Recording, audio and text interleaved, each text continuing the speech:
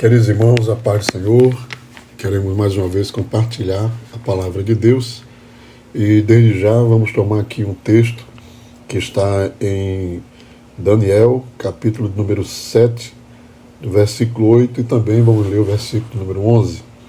Estando eu a considerar os chifres, eis que entre eles subiu outro chifre pequeno, diante do qual 3 dos primeiros chifres foram arrancados, e eis que neste chifre havia olhos como os de homem, e uma boca que falava grandes coisas.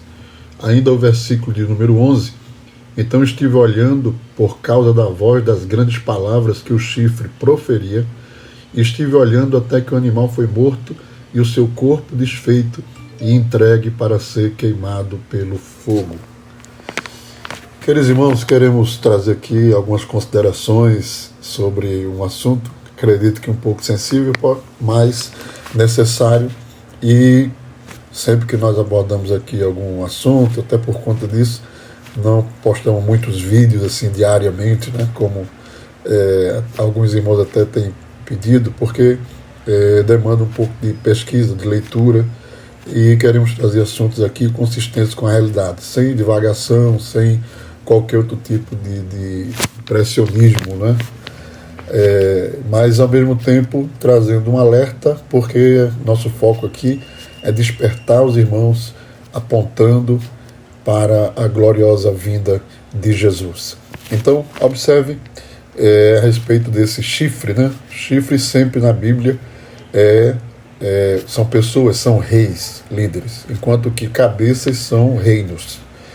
Então, sempre que você vê falar de chifre na Bíblia, considere que sejam pessoas, reis, que terão proeminência, né?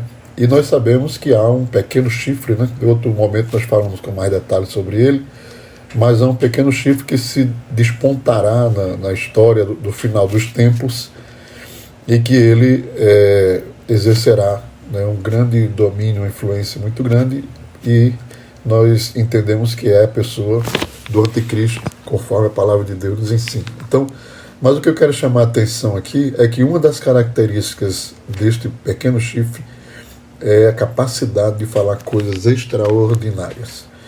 Então, propostas extraordinárias, planos extraordinários, né? Coisas assim assombrosas, né? E nós estamos vivendo em nossos dias, ultimamente, né, debaixo de um plano global, né? Esse já é o primeiro ponto que nos chama a atenção.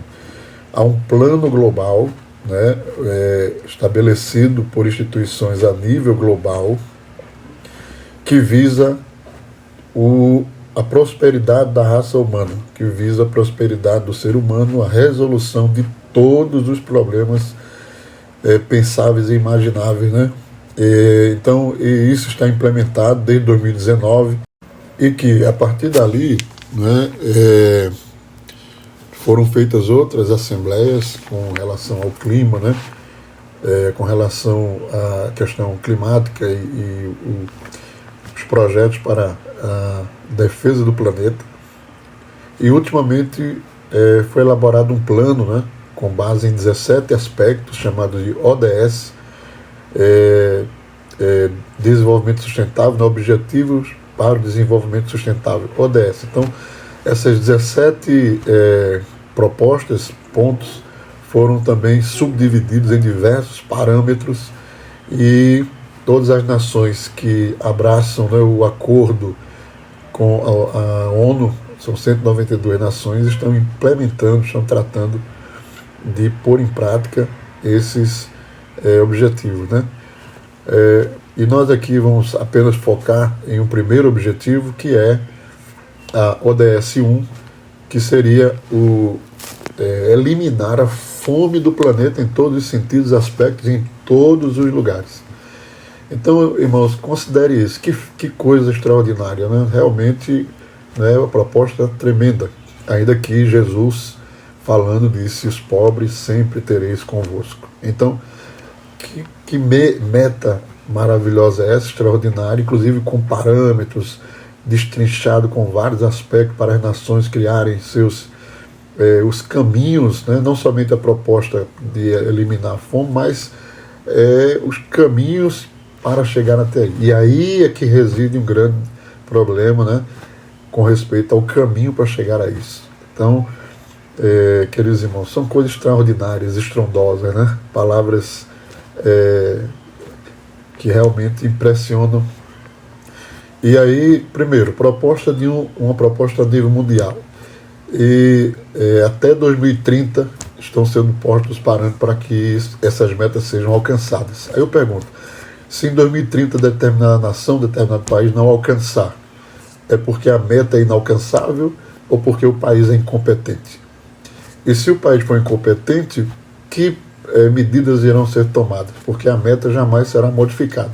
A meta é fome, exterminação, falando do primeiro ODS, exterminar a fome. Então, veja que aonde nós estamos indo, né? Precisamos, então, a partir daí, se vai ter uma meta, se vai ter caminhos para essa meta, se a falha foi na implementação dessa meta, deve aparecer alguém que diga assim, olha, eu vou implementar, eu sei como fazer e nós vamos precisar intervir aí para que isso aconteça. Então, primeiro, queridos irmãos, queríamos ouvir, né, algumas pessoas dando as suas opiniões sobre isso, né, sobre esse projeto para 2030, né, essa meta para 2030. Eu separei aqui algumas coisas para mostrar aos irmãos, né. Primeiro, o jornalista Augusto Nunes, né, muito conhecido, e nós queremos aqui ouvir um áudio, uma colocação muito apropriada dele, definindo realmente o que é isso, né. Então vamos ouvir aqui com atenção. Fracassou ao intervir em conflitos localizados e acabou aparelhada por militantes originários de ditaduras esquerdistas ou exotismos estacionados em outros séculos. Por isso, nada tem de surpreendente o conteúdo da chamada Agenda 2030, produzida há 5 anos por líderes que continuam sonhando com o extermínio do capitalismo em escala mundial. O documento mistura ideias soterradas pelos escombros do Muro de Berlim, extravagâncias politicamente corretas e velharias natimortas. A agenda, repita-se, vem da ONU. E de onde menos se espera alguma coisa útil é que não vem nada mesmo. Surpreendente é o entusiasmo que o palavrório despertou no ministro Luiz Fux. O presidente do Supremo Tribunal Federal afirmou que sua gestão será orientada por 5 eixos, todos afinados com as jurássicas propostas da ONU. Nesse caso, estarão em rota de colisão com cláusulas pétreas da Constituição brasileira que cumpre ao Supremo defender. Fux precisa reler o documento com mais atenção. Talvez descubra que se trata de mais uma tentativa de chegar ao futuro, avançando em direção ao passado. Então, queridos irmãos, nós vimos aí, né? Na verdade, uma questão ideológica, né?